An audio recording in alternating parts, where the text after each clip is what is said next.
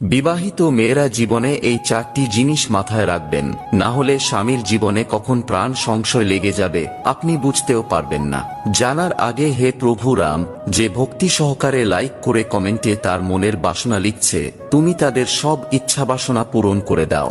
Number 1, বিবাহিত সংসার জীবনে যদি আপনি সুখ পেতে চান তাহলে কখনো ভুল করেও কালো রঙের চুড়ি পরবেন না, কারণ এমনটা করলে স্বামীর স্বাস্থ্য খারাপ হয়ে যায়।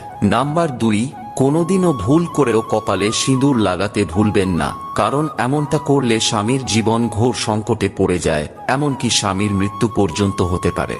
নাম্বার 3, বিবাহিত মেয়েদের বিশেষ করে এই কথাটা খেয়াল রাখা প্রয়োজন, যেন কখনো বিনা সাজসজ্জায় তারা না থাকে, কারণ এমনটা করলে স্বামীর আয়ু কমতে থাকে।